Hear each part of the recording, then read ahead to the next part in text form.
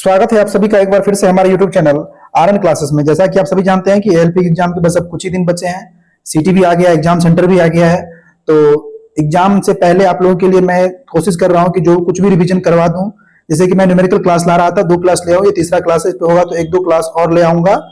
और chapter wise मैं इसमें फोकस करता हूं कि चैप्टर वाइज आपका थोड़ा सा प्रिपरेशन करवा दूं एग्जाम से पहले। आज मैं मेनली जो न्यूमेरिकल रखा हूं, 10 क्वेश्चन रखा हूं, वो वर्क, पावर और एनर्जी से रखा हूं। ठीक है, तो आइए शुरू करते हैं। आप लोग बस समझिए कि हम लोग फॉर्मूला कैसे लगाते हैं, एग्जाम में जब पूछेगा तो उसको कैसे टैकल करना है। देखिए पहला क्वेश्चन क्या है। एक परिवार ने एक महीने में 320 इकाई ऊर्जा का उपभोग किया है। यह ऊर्जा जूल में कितना होगा, यानी कि यूनिट को हम लोग को जो इकाई है वो उसको जूल में चेंज करना है। अच्छा, आपको पता है कि जब भी ऊर्जा की हम लोग एक यूनिट लिखते हैं, एक इकाई, इसका मतलब क्या होता है? एक इकाई का मतलब होता है 1 किलोवाट आवर। इतना तो पता होगा आप लोगों को। अच्छा, एक फॉर्मूला एक ये भी पता होगा कि 1 किलोवाट आवर में क्या होता है, 3.6 गुना 10 के पावर 6 जूल होता है। ये भी पता होगा। तो 320 यूनिट दिया गया है। 320 यूनिट का मतलब 320 किलोवाट आवर हो गया। और 320 किलोवाट आवर का मतलब क्या होगा वो मैं आपको बता देता हूं। 320 किलोवाट आवर का मतलब हो जाएगा, एक सेकंड यार, ये सब क्या हो जाता है। हाँ, 320 किलोवाट आवर का मतलब हो जाएगा 320 गुना 3.6 गुना 10 के पावर में 6 ये जूल। यही तो आपसे पूछ रहा था। जब इसको आप लोग गुना करोगे तो ये आ जाएगा 1152 गुना 10 के पावर में 6 जूल। बहुत ही आसान क्वेश्चन था। जो इसका करेक्ट आंसर हो जाएगा वो हो जाएगा ऑप्शन नंबर सी। कौन सा हो जाएगा? ऑप्शन नंबर सी हो जाएगा। आइए अगला क्वेश्चन हम लोग देखते हैं। अगला क्वेश्चन क्या है।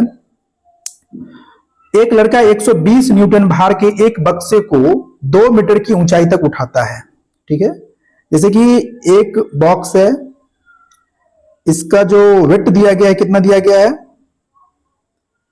120 न्यूटन। देखो न्यूटन दिया गया है ना, मतलब कि ये किसका मान है? ये फोर्स का मान है, ध्यान रखिएगा। फोर्स है, न्यूटन है तो फोर्स लग रहा है, इतना फोर्स से उठा रहा है। और 2 मीटर तक उठा रहा है। जमीन से ऊपर कितना मीटर उठा रहा है? 2 मीटर उठा रहा है। तो यानी कि आपको फोर्स दिया गया कितना? 120 न्यूटन। और जो डिस्टेंस दिया गया है कितना? वो दिया गया आपको 2 मीटर। तो आपसे क्या पूछ रहा है? आपसे पूछ रहा है कि उसके द्वारा किया गया कार्य कितना होगा। वर्क पूछ रहा है। फॉर्मूला पता है, वर्क बराबर होता है फोर्स गुना डिस्प्लेसमेंट। फोर्स कितना है? 120 है।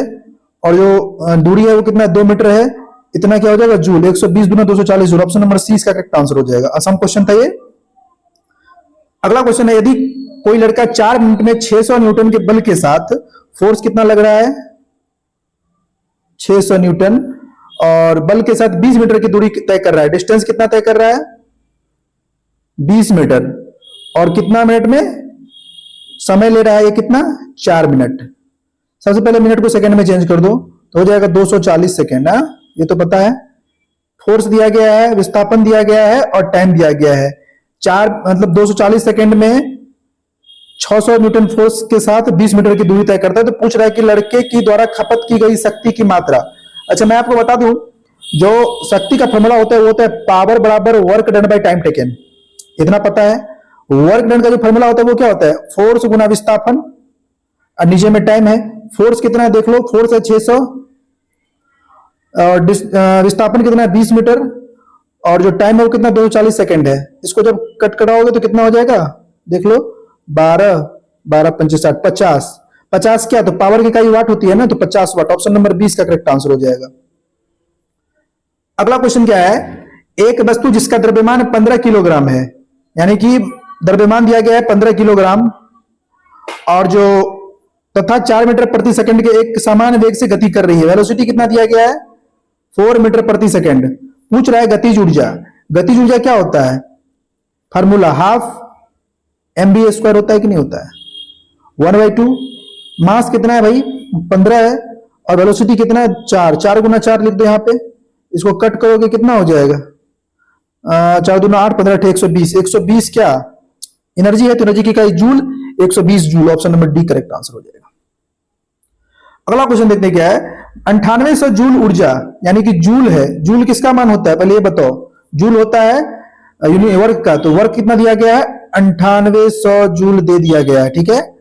9800 जूल ऊर्जा 80 किलोग्राम के भार को, मास कितना दिया गया है 80 केजी दिया गया है, 80 किलोग्राम के भार को उठाने के लिए खर्च की जाती है, यानी कि एक 80 केजी का बॉक्स है जिसका द्रव्यमान 80 केजी है, उसको ऊपर उठाने के लिए इतना हम लोग काम कर रहे हैं। तो द्रव्यमान की ऊंचाई मतलब इसको कितना ऊंचाई तक, आपसे एच पूछ रहा है।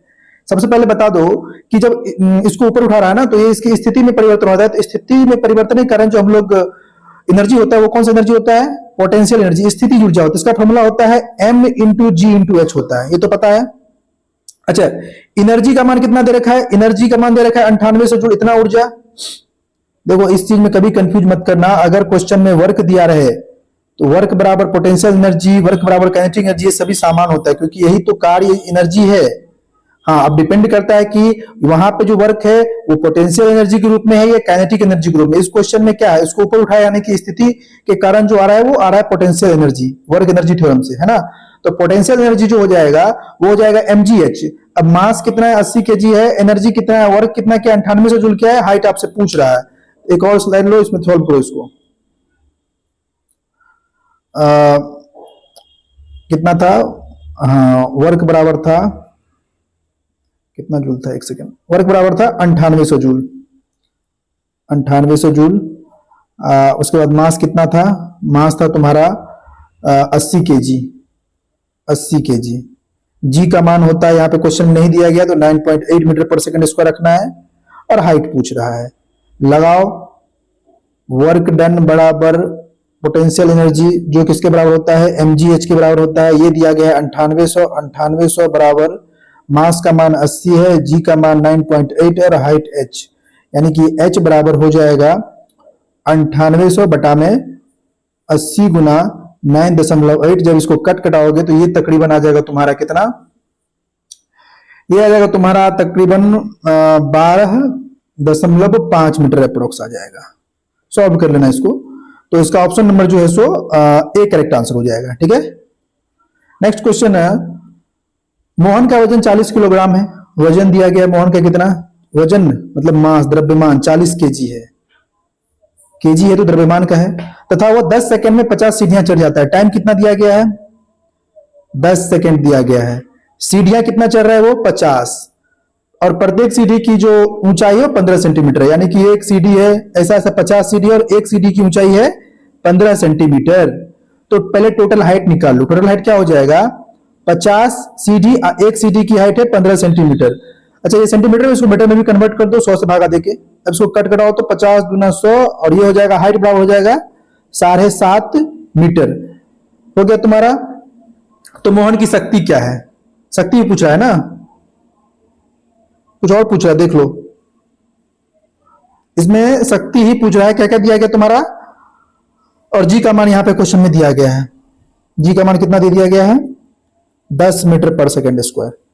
मास है, टाइम पता है, हाइट पता है, जी पता है। अब लगा दो फॉर्मूला। अब कौन सा फॉर्मूला लगाना है ये बताता हूं आप लोगों को। यहां पे जो फॉर्मूला लगाना है अपने को वो लगाना है वर्क डन बराबर क्या होता है mgh। अब बोलोगे कि ये फॉर्मूला क्यों लगाए हो, ये फॉर्मूला इसलिए लगाया है क्योंकि ऊपर चढ़ रहा है, इसकी स्थिति में परिवर्तन हो रहा है। तो स्थिति में परिवर्तन हो रहा है तो स्थिति ऊर्जा का हम लोग फॉर्मूला लगाते हैं, तो इसीलिए हम लोगों ने यहाँ पे लगाया वर्क डन बराबर mgh। अब पूछ रहा है हम लोगों से क्या, शक्ति ना, शक्ति बराबर होता है वर्क डन बटा टाइम टेकन।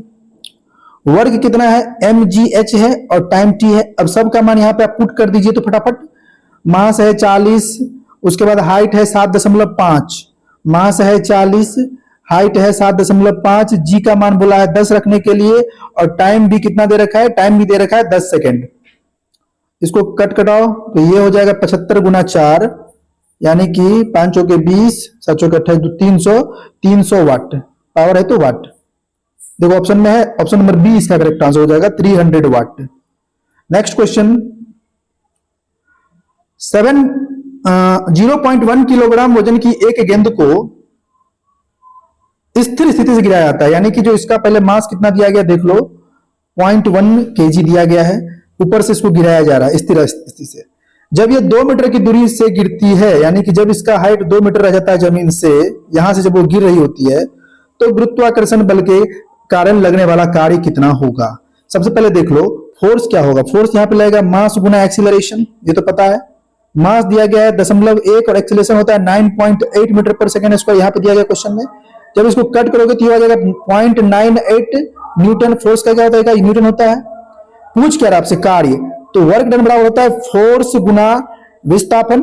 फोर्स कितना हो रहा है 0.98 न्यूटन और विस्थापन कितना का 2 मीटर का है। जब इसको सॉल्व करोगे तो ये आ जाएगा 1.96 जूल। ऑप्शन नंबर डी इसका करेक्ट आंसर हो जाएगा।